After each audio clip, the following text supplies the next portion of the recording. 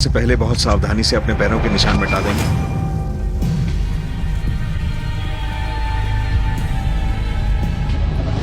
Commercial poachers आमतौर पर बड़े इलाके में कई सारे कैंप्स बनाते हैं। वो मांस को लोकल मार्केट्स में बेचने के लिए ले जाते हैं और फिर कैंप साइट पर आकर दोबारा अगले शिकार की तैयारी करने लगते हैं। ये नहीं कहा जा सकता कि पोचर्स कौन से कैंप में आएंगे और कब आएंगे। हमेशा की तरह हमारा मुकाबला वक्त से है। एक और जहां क्रेग और उनकी टीम दूसरे इलाकों में कैंप्स को ढूंढ रही है, वहीं मैं एक पास के गांव में चला गया। मैं यहां जुआल नाम के एक जाने माने लोहार से मिलने आया हूं। जुआल जैसे लोहार अक्सर अनोखी तकनीक या कोई अनोखे डिजाइन इस्तेमाल करते हैं। ये अनोखापन इनका सिग्नेचर बन जाता है, जिसे देखकर बताया जा सकता है कि एक ट्रैप कहां किसने बनाया। मैं जंगल में मिले उस जिन ट्रैप को अपने साथ लाया हूं, इस उम्मीद में कि ये मुझे बता पाएंगे कि ये ट्रैप किसने बनाया है। बहुत पहले ये भी पोचर्स के गैंग्स के साथ काम करते थे और उनके लिए ट्रैप्स बनाते थे। इन्हें कुछ साल पहले क्रेग की टीम ने धर दबोचा। ये जेल भी गए थे और आज क्रेग की टीम में काम करते हैं। पोचर्स की टीम के साथ काम करने के मुकाबले क्रेग के साथ काम करने में ये पैसे भी ज्यादा कमाते हैं। ये कुछ सवालों के जवाब देने को मान गए हैं और हमें ये भी बताएंगे कि ये ट्रैप्स कैसे बनाते थे।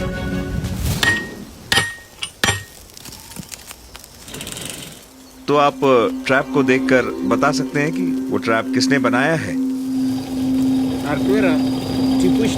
ये कहते हैं कि दूसरों के बनाए ट्रैप्स को पहचान नहीं पाते, मगर इतना कह सकते हैं कि ये वाला इन्होंने नहीं बनाया है। तो ये जो ट्रैप है, ये वाला जो मैं लेकर आया हूँ, ये कितना पुराना होगा? ये कहते हैं इससे काफी जानवर पकड़े गए हैं। इसके दांत भी मुड़ चुके हैं और इन्हें कई बार ठीक कराया जा चुका है। ये कहते हैं कि ऐसे ट्रैप्स उत्तर की दिशा से काफी आते हैं, उत्तर की तरफ। ये कहते हैं कि अगर आप लोहार हैं तो पैसा कमाने के लिए उत्तर की तरफ जाना होगा। इस तरह के ट्रैप की कीमत 500 मेटा कैश या $15 तक हो सकती है। $15 में एक लोहार इस इलाके में अपने और अपने परिवार का पेट 2 हफ्तों तक पाल सकता है। ये पैसा कम नहीं होता। उत्तर की दिशा में तो एक ही शहर है और मुझे लगता है मुझे वहीं जाना चाहिए।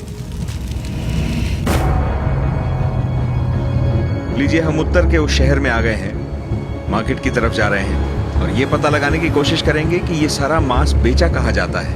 मुझे लगता है उन लोगों को पकड़ने का ये एक बढ़िया तरीका है।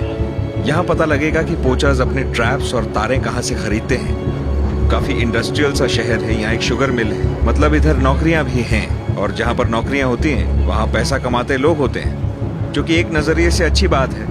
इससे वो मजबूर नहीं होते और पेट भरने के लिए उन्हें शिकार नहीं करना पड़ता। और दूसरा नजरिया कहता है कि यहाँ पर लोग अमीर हो गए हैं, उनके पास मांस खरीदने के पैसे हैं।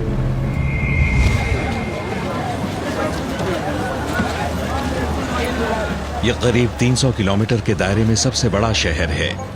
हजारों लोग हर रोज यहाँ के मार्केट में आते हैं, यानी कि अवैध शिकारी ना चाहते हुए भी मांस बेचने यहीं आते होंगे। अगर मांस उत्तर की तरफ लाया जा रहा है तो पूरी संभावना है कि वो यहीं बेचा जाता होगा।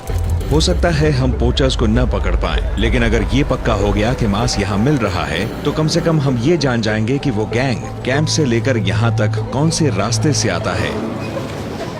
मुझे बताया गया है कि मार्केट के आखिर में एक आदमी है जो मीट बेचता है। मांस की दुकान से शायद हमें अपने सवालों के जवाब मिल जाएं।